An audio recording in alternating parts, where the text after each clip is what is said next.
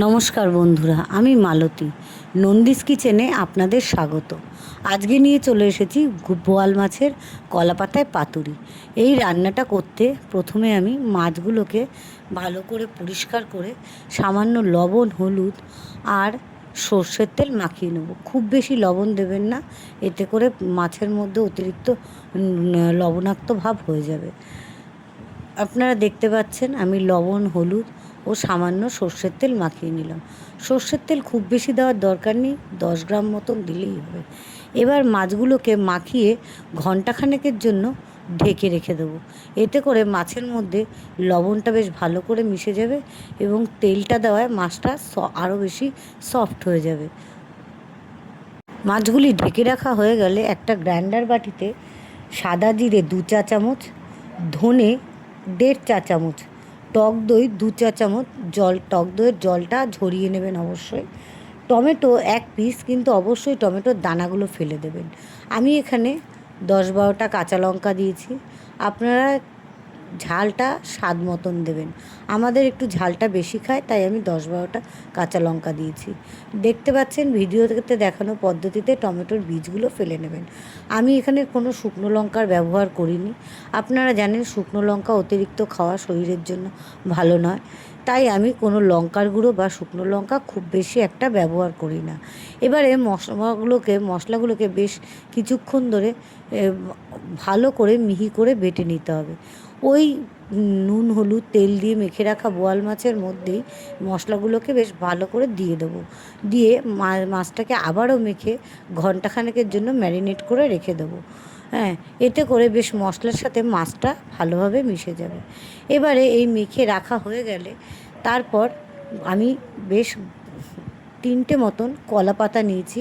কলা পাতা চেষ্টা করবেন যেন কলা পাতার আগার দিকটা হয় বা সামনের দিকটা, যেই দিকটা একটু গোলাটে আকারের হয়, তাহলে কড়াইতে বেশ সুন্দর করে বসে। আপনারা দেখতে পাচ্ছেন আমার মাছগুলোকে বেশ সুন্দর মশলার সাথে ভালো করে মাখা হয়ে গেছে। এটা হাত দিয়েই মাখতে হবে, যার কারণে আমি হাত দিয়েই মেখেছি। যেহেতু আমি বোয়াল মাছটা কলা পাতায় পাতুরি করব, তাই আমি ঝালের সাথে বেশ গোটা কয়েকটা কাঁচা লঙ্কাও দিয়ে দিয়েছি।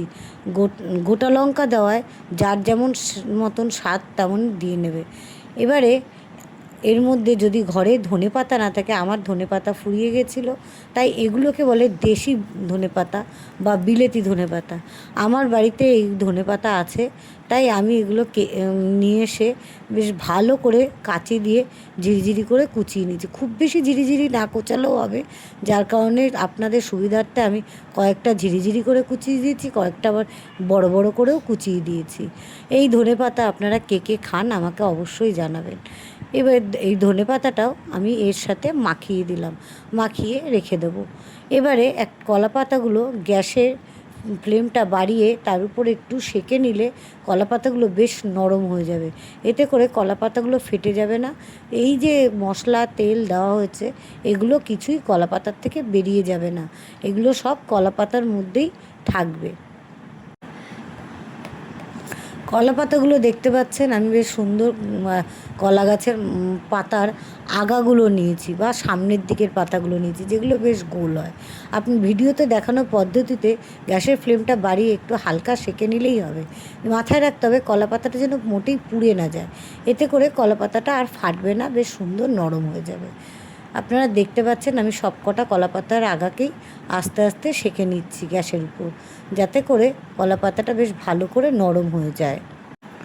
কলা পাতাটা সেঁকা হয়ে গেলে গ্যাসে একটা কড়াই বসিয়ে নেবেন। এমন একটা কড়াই বসাতে হবে যেখানে কিনা মাছগুলো সব কড়াইয়ের সাথে লেগে থাকে বা কলা পাতার সাথে নিচে একটা একটা করে বসানো যায়, নইলে পাতুরি করার পরে মাছটা তুলতে গেলে মাছটা কিন্তু ভেঙে যাবে। কারণ এই কলা পাতায় বোয়াল মাছ পাতুরি করলে মাছটা বেশ নরম এবং সুন্দর তুলতুলে হয়ে যায়। কলা পাতাগুলো সেঁকতে সেঁকতে আমি বলে নিই, এই রান্নায় আমি শুকনো লঙ্কা ব্যবহার করিনি। কলা পাতার যে কোনো পাতুরিতেই শুকনো লঙ্কাটা ভালো লাগে না। আবার একটু রঙটা সুন্দর হওয়ার জন্য টমেটোটার দানা ফেলে দিলে এরকম পাতুরির রঙটাও সুন্দর হয়। আপনারা দেখতে পাচ্ছেন আমি বেশ কলা পাতাটা সুন্দর করে বসিয়ে নিয়েছি। এবারে কলা পাতাগুলো সেঁকে নেওয়ার কারণে কলা পাতাগুলো ফেটেও যায়নি, সুন্দর কড়াইয়ের মধ্যে বসে গেছে। এবারে কড়াইতে কলা পাতাটা বসানোর সময় গ্যাসের ফ্লেমটা লো করে দেবেন, যাতে কলা পাতাগুলো পুড়ে না যায়। এবারে আমি গ্যাসের ফ্লেমটা লো করে রেখেছি, কিন্তু গ্যাসটা অফ করে নিন। আপনারা দেখতে পাচ্ছেন আমি একটা একটা করে মাছগুলোকে সুন্দর কড়াইয়ের মধ্যে সাজিয়ে দিচ্ছি। কলা পাতাটা সেঁকে দেওয়ার জন্য মাছগুলি এই কলা পাতাটা ফেটে যায়নি, মাছগুলি খুব সুন্দর কড়াইয়ের মধ্যে বসে গেছে। এবারে একটা ঢাকনা দিয়ে ঢেকে দিয়ে আধ ঘন্টার জন্য ছেড়ে দিতে হবে। আধ ঘন্টার জন্য ছেড়ে দিতে হবে এই জন্যই, আস্তে আস্তে গ্যাসের ফ্লেমটা অবশ্যই লো রাখবেন, কখনোই বাড়াবেন না। কারণ গ্যাসের ফ্লেমটা লো থাকলে আস্তে আস্তে খুব সুন্দর করে কলা পাতার মধ্যেই মশলাগুলোর সাথে মাছটা বেশ ফুটে উঠবে। দেখতে পাচ্ছেন সুন্দর আস্তে আস্তে মাছগুলো কলা পাতার ভেতরে মশলাগুলো বেশ আস্তে আস্তে ফোটা শুরু করেছে। আমি কিন্তু গ্যাসের ফ্লেমটা মোটেই বাড়াইনি। এটাকে বেশ আধ ঘন্টা থেকে 40 মিনিট এই প্রসেসটা করলেই মাছগুলো সুন্দর সেদ্ধ হয়ে কলা পাতার মধ্যে রান্না হয়ে যাবে। এই রান্নাটা করতে আপনার মাছটা মোটেই ভাজতেও হবে না, হ্যাঁ, আর খুব বেশি তেলেরও ব্যবহার করতে হবে না। মাছের থেকে মাছের ভেতরে তেলটা উঠে আসবে। এভাবে আধ ঘন্টা থেকে 40 মিনিট রান্না করলেই ব্যাস রেডি আমাদের বোয়াল মাছের কলা পাতায় পাতুরি। রান্নাটা অবশ্যই করে খাবেন, করে দেখবেন কেমন লাগে, আমাকে অবশ্যই জানাবেন। রান্নাটা ভালো লাগলে সবার মাঝখানে শেয়ার করে দেবেন, যাতে সবাই এই রান্নাটা করে খেতে পারে। আমি যদি আপনাদেরকে কোনো ভালো ভালো রান্না শিখিয়ে দিতে পারি, আমাকে অবশ্যই একটা লাইক, শেয়ার আর সাবস্ক্রাইব করবেন।